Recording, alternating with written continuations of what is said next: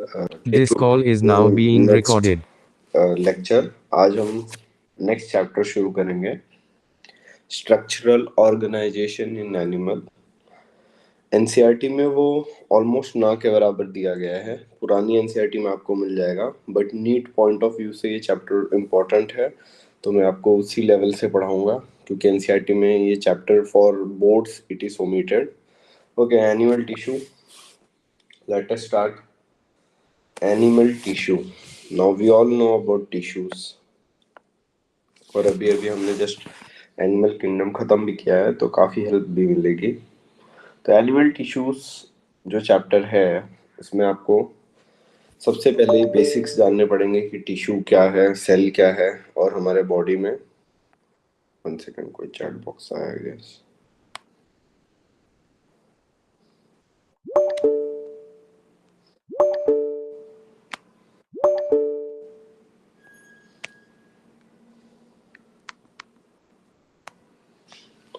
Okay, now will start. So मैंने इसका नाम एनिमल टिश्यू रखा है, बट एनसीईआरटी में ये चैप्टर कॉकरोच और फ्रॉग के नाम से है, स्ट्रक्चरल ऑर्गेनाइजेशन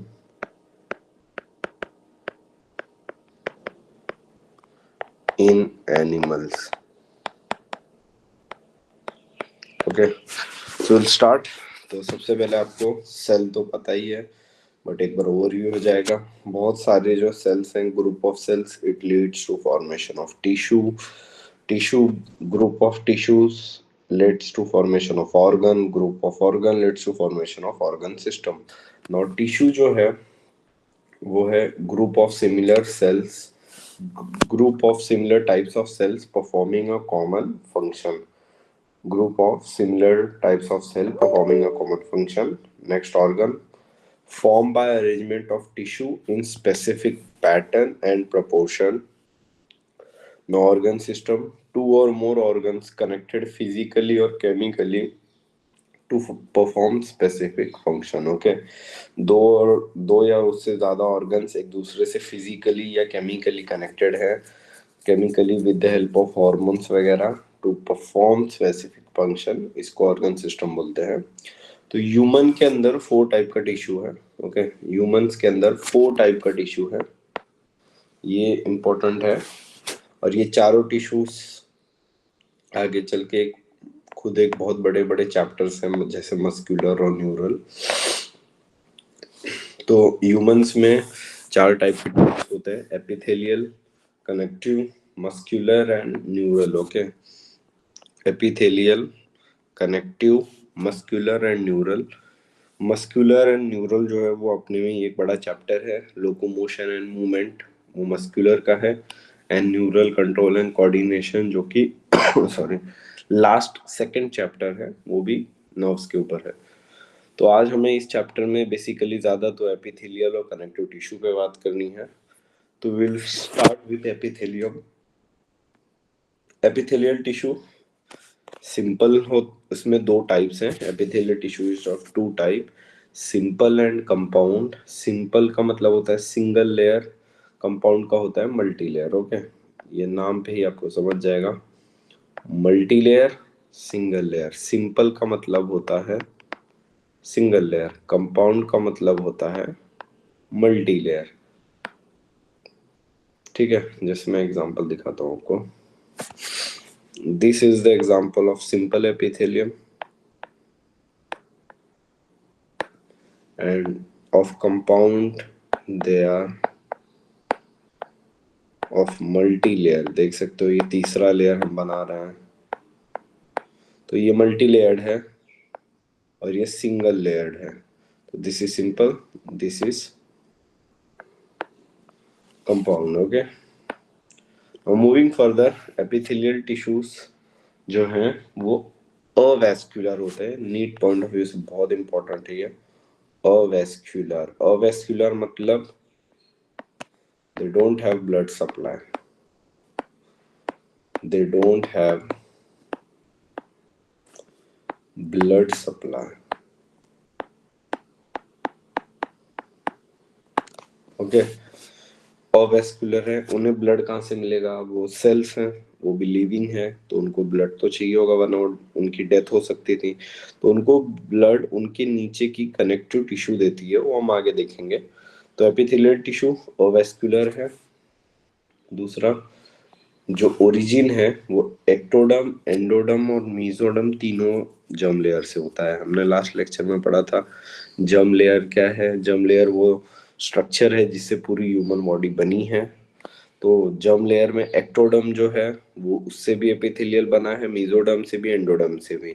ये एक्सेप्शन है एपिथेलियल टिश्यू की, वो तीनों जर्म लेयर से बना है। वरना अगर हम चारों टिश्यू की बात करें तो कनेक्टिव जो है, connective and muscular, they both are mesoderm in origin.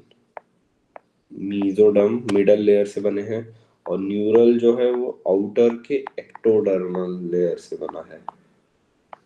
और सिर्फ एपिथेलियल ऐसा टिश्यू है जो तीनों जर्म लेयर से बना है। ओके, कनेक्टिव और मस्कुलर मेसोडर्म, न्यूरल एक्टोडर्म, और सिर्फ एपिथेलियल ऐसा है जो तीनों जर्म लेयर से बना है। तो यहाँ पे आप देख सकते हो ectoderm, mesoderm and endoderm. Now epithelium मतलब हमारे बॉडी के जो सेल्स हैं, जैसे स्किन, स्किन भी एक एपिथेलियल टिश्यू है। ओके, तो यहाँ पे हम स्ट्रक्चर देखेंगे कि बेसिकली एपिथेलियल टिश्यू का स्ट्रक्चर दिखता कैसा है। तो आपके सामने है स्ट्रक्चर। एक यहाँ पे ऐसा फ्लैट स्ट्रक्चर दिख रहा होगा आपको, दिस ऐसा रेक्टेंगुलर रॉड लाइक, ये जो स्ट्रक्चर है इसको बोलते हैं basement membrane. What we called it, basement membrane. Okay, ये वो, इसको आप बोल सकते हो टाइल वर्क है। जैसे आपके घर में नीचे टाइल्स है, उसके ऊपर दीवारें लगी हैं, तो वो जो टाइल वाला पार्ट है वो बेसमेंट मेम्ब्रेन है। और वो असेलुलर होता है। असेलुलर मतलब उसके अंदर लिविंग सेल्स नहीं होते हैं, उसके अंदर सिर्फ और सिर्फ नॉन लिविंग मटेरियल होता है, ऑर्गेनिक या इनऑर्गेनिक। तो हम आगे देखेंगे, मैंने यहाँ पे लिखा है, बट पहले आपको बेसिक्स पता होनी चाहिए। तो बेसमेंट मेम्ब्रेन ये बेस की तरह काम करता है और उसके ऊपर अपाइकल पार्ट या सेलुलर पार्ट, ये सेल्स है, इसको अपाइकल भी बोला जाता है। ओके,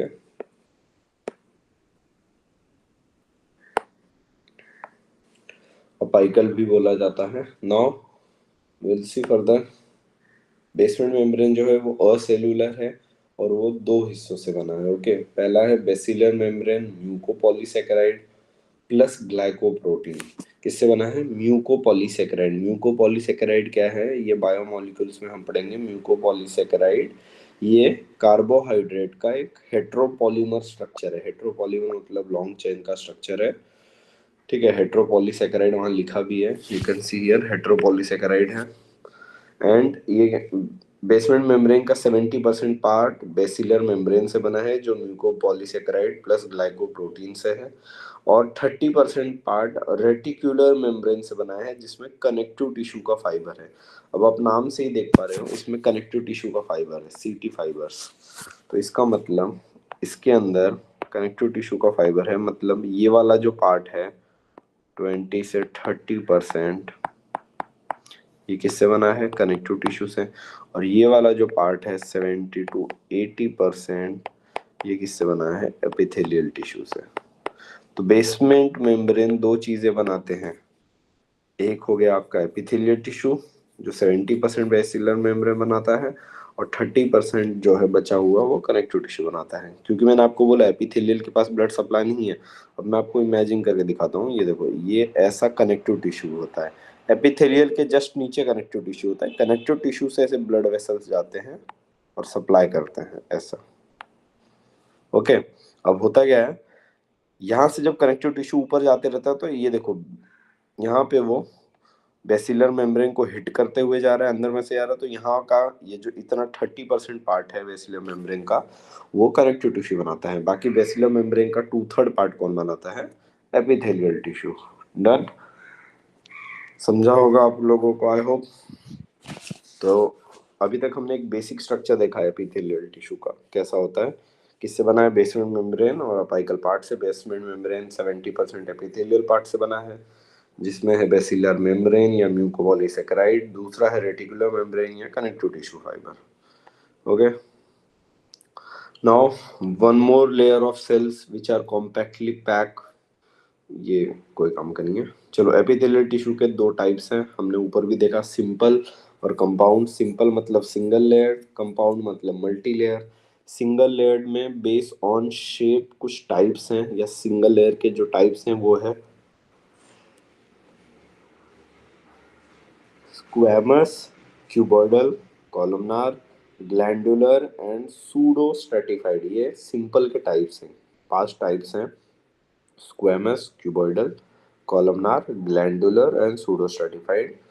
कंपाउंड के दो टाइप्स हैं, stratified and transitional. Stratified and transitional. Stratified के दो टाइप्स है, केराटिनाइज and non keratinize. Okay, stratified के दो टाइप हैं, केराटिनाइज एंड नॉन केराटिनाइज। ये जो भी टाइप्स हैं हमें इनको डिटेल में एक एक को पढ़ना है। तो हम सबसे पहले सिंपल एपिथेलियम से शुरू करेंगे। ये देखो यहाँ से सिंपल एपिथेलियम में भी फर्स्ट नाम स्क्वामस है, तो ये देखो स्क्वामस है। एक बार ये आप नोट डाउन करना चाहें तो कर सकते हैं। एपिथेलियल टिश्यू सिंपल और कंपाउंड। सिंगल लेयर्ड में आते हैं squamous, cuboidal, columnar, glandular and pseudo stratified. Compound में आता है स्ट्रेटिफाइड एंड ट्रांजिशनल। स्ट्रेटिफाइड में भी आते हैं दो types, keratinize and non keratinize. Okay, will move further. उसमें हम पहले सिंपल में स्क्वामस एपिथेलियम पढ़ेंगे। अब जो स्क्वामस एपिथेलियम है, नाम ही है स्क्वामस मतलब स्क्वैश। जैसे आपके पास एक एक क्यूब है, ओके, और मैं उसको बोलूँ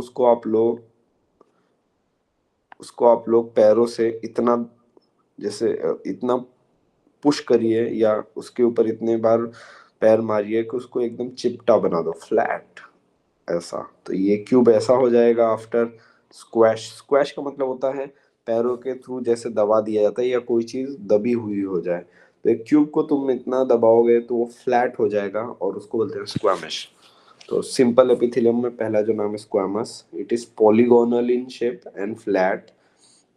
पॉलीगोनल शेप होता है और फ्लैट होता है, जैसे कि आपने डायग्राम में देखा है। This is the squamous epithelium.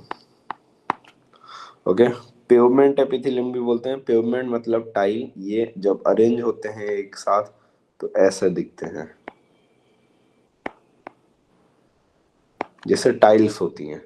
तो ये होता है एक चीज। और ये जो डॉट है ये न्यूक्लियस है, हर सेल में न्यूक्लियस होता है, इसलिए आपको ये दिखाना पड़ेगा। ओके, तो ये I will show it by yellow color now। तो ये ऐसे टाइल्स जैसे दिखते हैं, इसलिए इसको पेवमेंट एपिथेलियम भी बोला जाता है। नौ फ्लैट न्यूक्लियस होता है और सेंटर में प्रेजेंट होता है। आप यहाँ देख सकते हैं न्यूक्लियस फ्लैट होता है वो भी, और सेंटर ऑफ द सेल में होता है। अब स्क्वैमस एपिथेलियम अपनी बॉडी में कहाँ कहाँ मिलते हैं, तो कहाँ मिलता है, सबसे पहले एल्वियोलाई में मिलता है। एल्वियोलाई क्या है, लंग्स का वो पार्ट जहाँ पे बाहर से आया हुआ ऑक्सीजन हमारे बॉडी में आता है और बॉडी का CO2 बाहर जाता है। ये वो जगह है जहाँ पे स्क्वामस एपिथेलियम अपने को मिलता है। ओके, नाउ सेकंड कहाँ मिलता है, बोमेन्स कैप्सूल। ये सब चैप्टर्स जब हम आगे पढ़ेंगे ह्यूमन फिजियोलॉजी में, ब्रीदिंग, एक्सचेंज ऑफ गैसेस और किडनी, तो वहाँ पे हमें ये सब मिलेगा।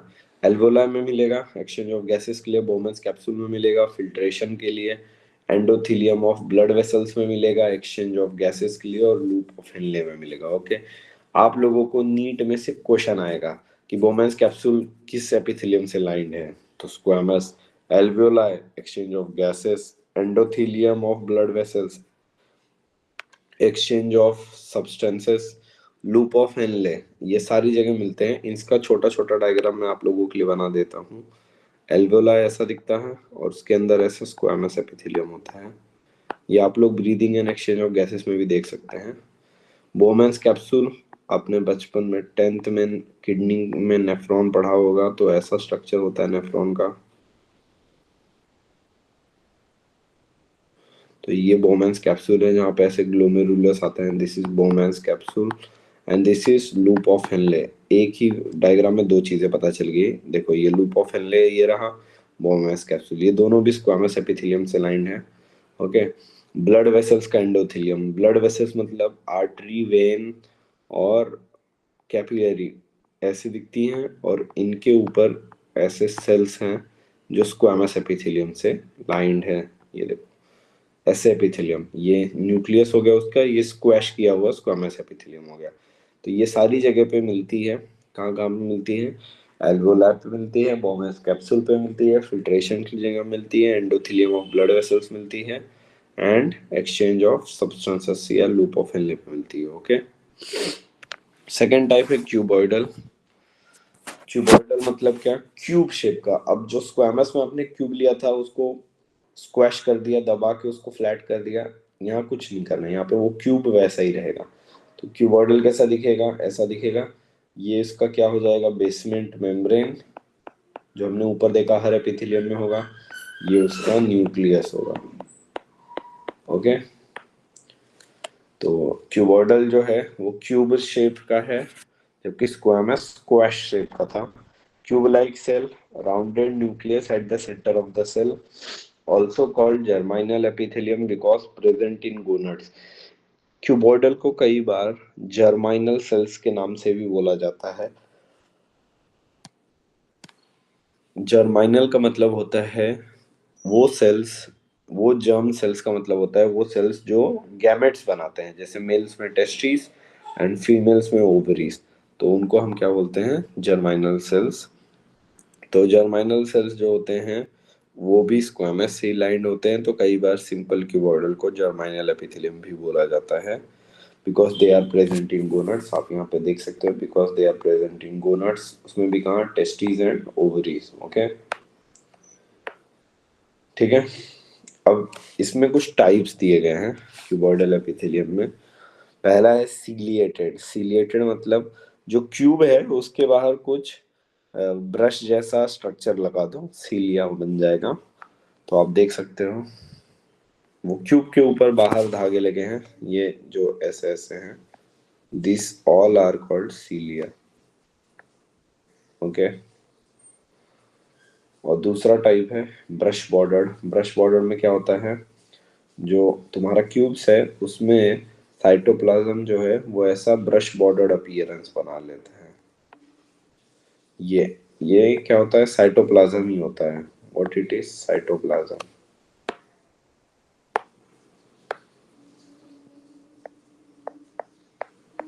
साइटोप्लाज्म। ओके।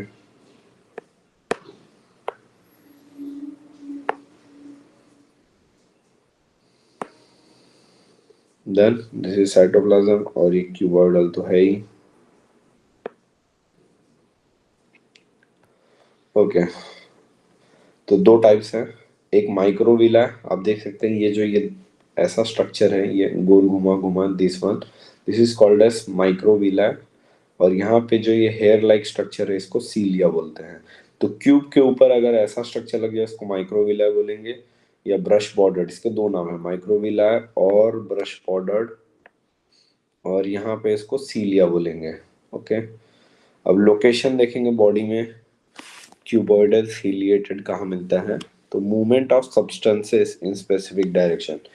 सीलिया क्यों दिया गया है? क्योंकि यहाँ पे ये बॉडी में कोई भी चीज का ट्रांसपोर्टेशन कराने में मदद करता है, और क्यूब शेप में होता है, क्यूब शेप के अंदर होता है। नौ इसका जो एग्जांपल दिया गया है आप देख सकते हो, वो है बॉडी में ब्रोंक्यूल्स और ब्रोंकाई। ब्रोंक्यूल्स और ब्रोंकाई लंग्स में होते हैं। जब हम breathing and exchange of gases पढ़ेंगे तो आप लोगों को वो समझेगा। ठीक है। तो भी मैं आप लोगों के लिए एक बार ड्रॉ कर देता हूँ, मैं भी आप लोगों को, आप 11th वाले हो, आपको ना पता हो।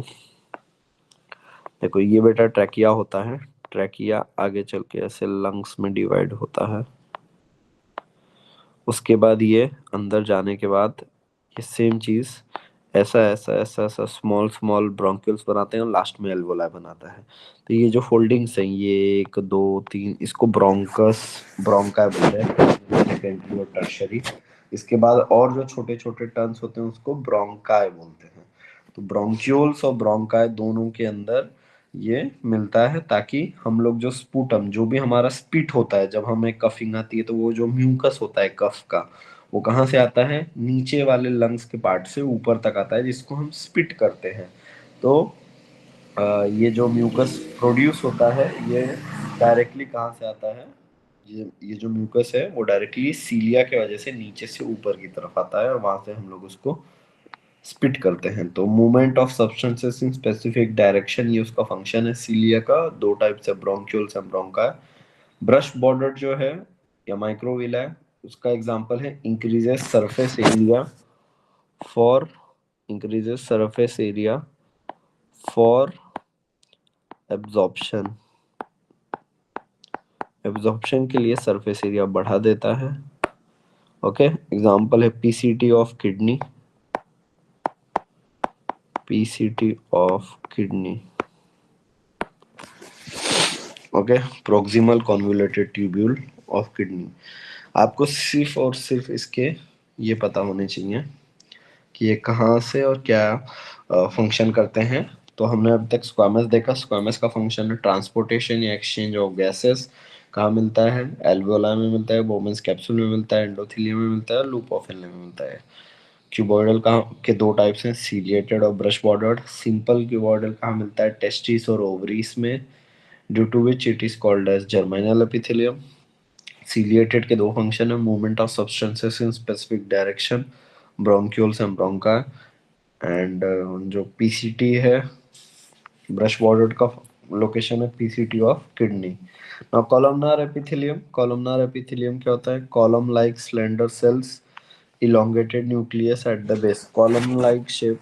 अब आपने स्क्वामस और क्यूबॉइडल तो देख लिया, अब कॉलमनार कैसे दिखता है, एक बेसमेंट मेम्ब्रेन होती है,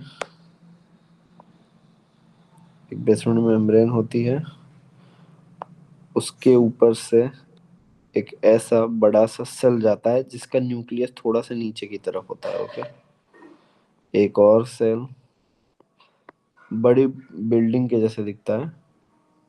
okay,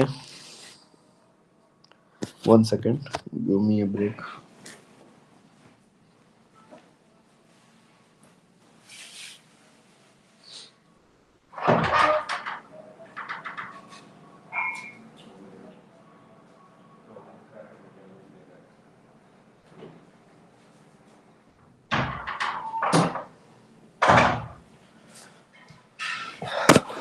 okay, let us continue. तो देखो,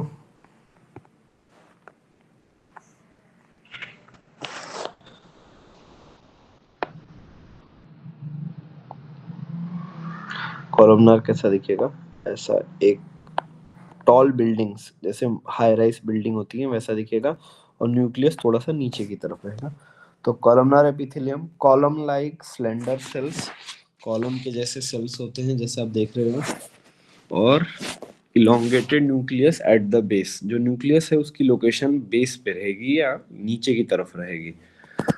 अब इसमें दो टाइप्स हैं, जैसे क्यूबॉइडल में था सीलिएटेड और ब्रश बॉर्डर, स्ट्रक्चर भी सेम ही रहेगा। सीलिएटेड की अगर मैं बात करूं तो ऐसा क्यूब जैसा बना दो और बाहर ऐसा hair like structure. Brush border भी क्यूबॉइडल जैसा ही होगा।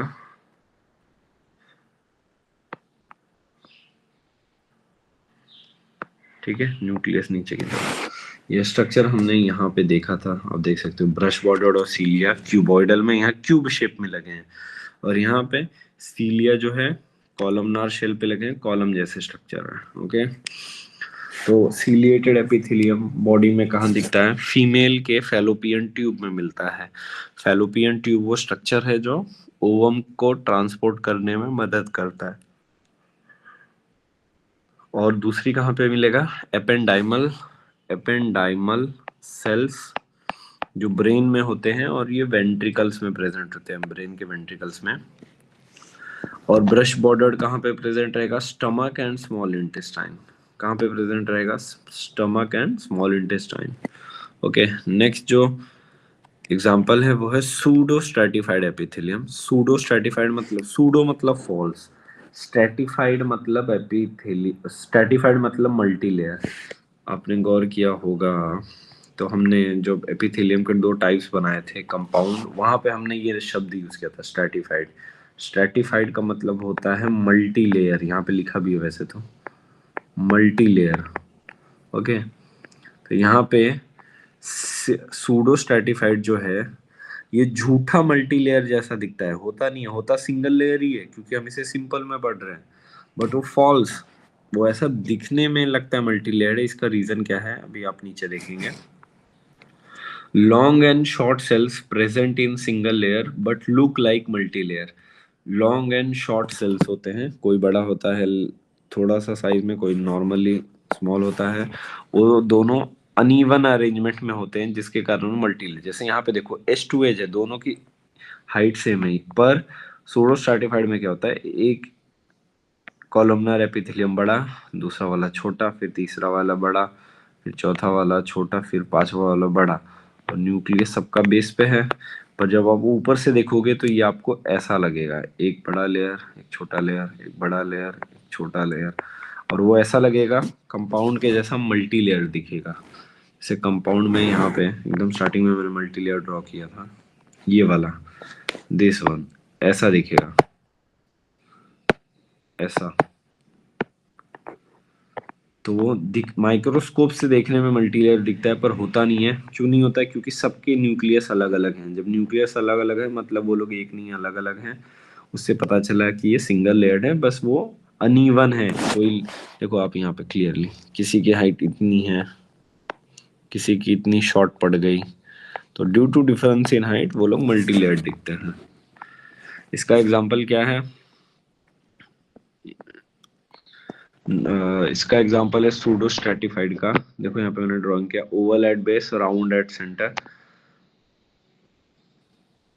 Non ciliated. अब इसमें कुछ टाइप्स हैं। Non ciliated pseudo stratified epithelium कहाँ मिलता है? Urethra of male and duct of salivary gland and parotid gland.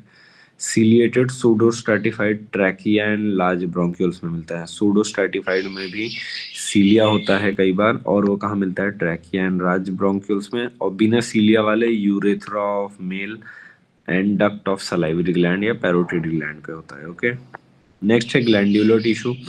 Glandular tissue पांचवा टाइप्स है सिंपल का।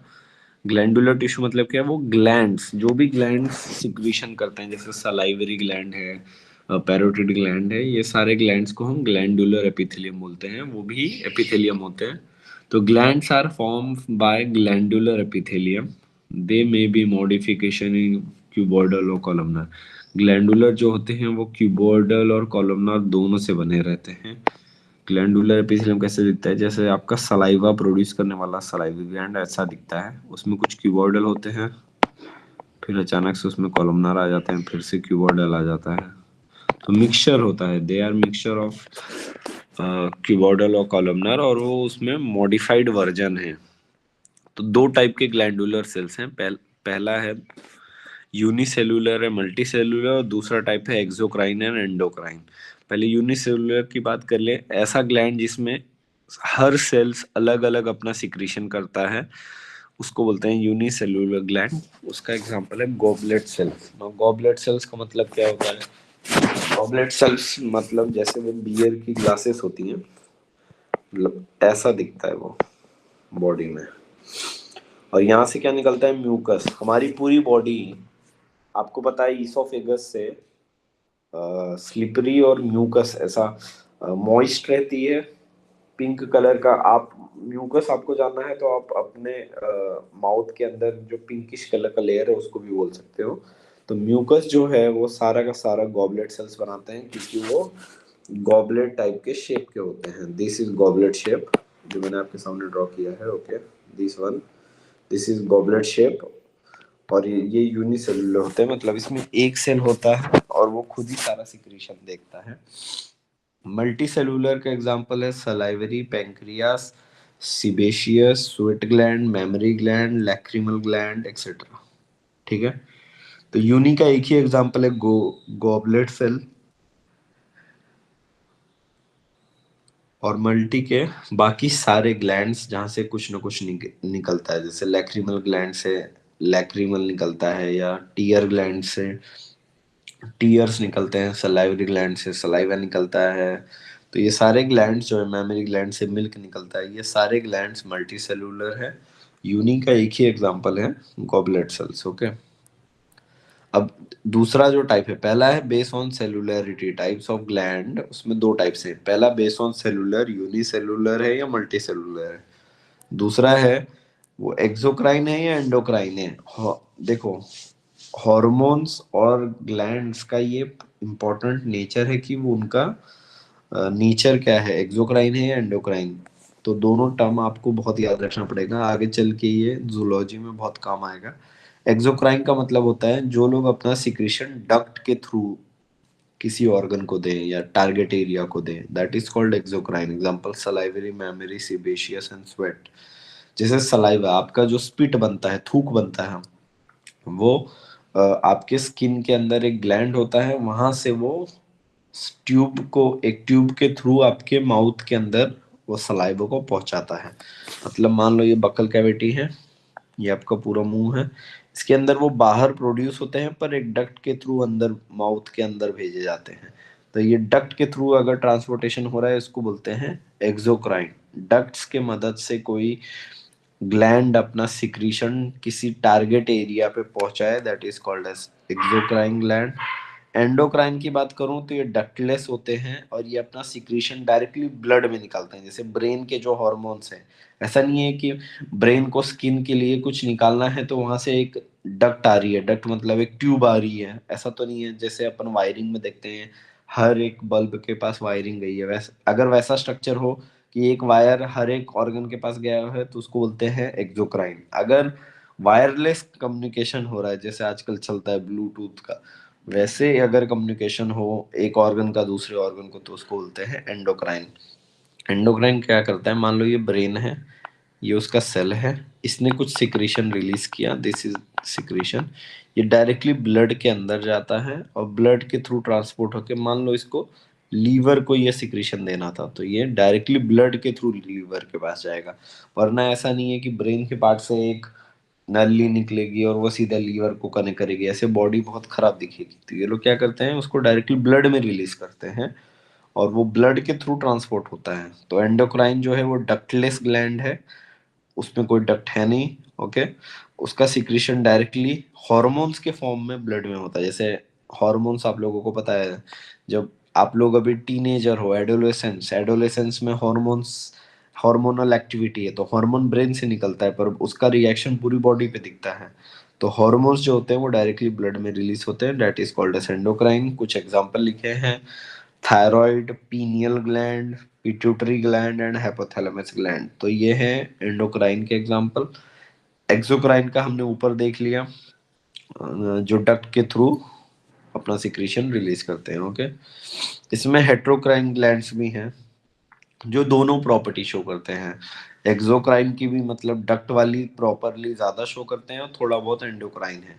तो जैसे एग्जांपल है पैंक्रियास एंड गोनड्स, और भी आप ऐड कर सकते हो, किडनी ऐड कर सकते हो, उसमें हर चीज डक्ट से होता है। पर उसके जेजी सेल्स कुछ हार्मोन सिक्रेट करते हैं, फिर लीवर होता है। ओके, तो ये चारों, पैंक्रियास, गोनड्स, किडनी एंड लीवर, ये चारों के चारों क्या हैं, एक तरीके के हेटेरोक्राइन ग्लैंड है। हेटेरो, HETERO, हेटेरो का मतलब होता है जो दोनों प्रॉपर्टी शो करता है, एक्सोक्राइन की भी और एंडोक्राइन की भी। देखो, जो ग्लैंड्स है वो अपना सिक्रेशन बेसिस पे रिलीज करेंगे, उसके हिसाब से कुछ टाइप्स हैं। पहला है होलोक्राइन। होलोक्राइन मतलब क्या, whole cell is shed off with secretion, whole cell is shed off with secretion, example sebaceous gland। यहाँ पे मान लो कोई ग्लैंड है, ये अपना सिक्रीशन जो है, जैसे यहाँ पे एक सेल था, यहाँ डॉटेड लाइन में आपको दिख रहा होगा, दिस वन, ये जो सेल था ये पहले यहाँ था, पर इसने अपना सारा सिक्रीशन निकाला, ये देखो ये रहा सिक्रीशन, पूरा का पूरा सेल ही सिक्रीशन के साथ बाहर आ गया। अब यहाँ पे कोई सेल है नहीं, जैसे यहाँ पे आप डॉटेड लाइन में देख रहे हो। मान लो अब ये वाला है, जब ये अपना सिक्रीशन निकालेगा तो ये भी यहाँ से गायब हो जाएगा। जब पूरा का पूरा सेल सिक्रीशन निकालने में बाहर आ जाए, उसको बोलते हैं holocrine. Whole the of the cell is shed with the secretion, whole cell is shed with the secretion. इसका एग्जांपल है सीबेशियस ग्लैंड। जो आपके फेस पे ऑयल सिक्रीट होता है, ऑयली सब्सटेंसेस, वो सीबेशियस ग्लैंड सिक्रीट करता है। तो सीबेशियस ग्लैंड पूरा का पूरा डीजनरेट हो जाता है, फिर से नया बनेगा, फिर से उसमें से ग्लैंड निकलेगा। नेक्स्ट है मीरोक्राइन, only secretory granules leaves and example salivary. यहाँ पे देखो सेल नॉर्मल है, उसका सिक्रीशन बाहर आ गया, ये उसका सिक्रीशन है, और सेल नॉर्मल है, सेल को कुछ नहीं हुआ है, जबकि इसमें सेल सिक्रीशन ये रहा, बट उसका सेल डीजनरेट हो जाता है। यहाँ पे क्या होता है, सेल वहीं का वहीं रहता है और सिक्रीशन बाहर आ जाता है। This is called as merocrine. इसका एग्जांपल है सलाइवरी एंड पैंक्रियास। एपोक्राइन का मतलब क्या है, अपाइकल पार्ट जो है, मतलब यहाँ पे सारा सिक्रीशन पहले यहाँ कलेक्ट होगा, अपाइकल मतलब अपेक्स पे, फिर इतना पार्ट थोड़ा सा टिश्यू का डैमेज होके ये बाहर हो जाएगा। बाद में ये कैसा दिखेगा, ऐसा दिखेगा, क्योंकि यहाँ से टूट गया है। This is called as apocrine. Apical part is shed off with the secretion. Example is mammary gland, axillary and sweat gland. Okay, तो आज के लिए इतना काफ़ी है। आप लोगों के पास पुरानी एनसीईआरटी होगी तो आपको ये टॉपिक्स मिल जाएंगे, और नहीं तो आपके पास कोई रेफरेंस बुक होगी उसमें ये चैप्टर मिल जाएगा, और नहीं तो मैं नोट्स अपलोड करवा ही दूंगा, और या तो आप लोग यहाँ से देख के जितना भी टाइप किए होंगे। ओके, एक बार घर पे पढ़ लेना students, this is far more important for NEET point of view. Okay, thank you.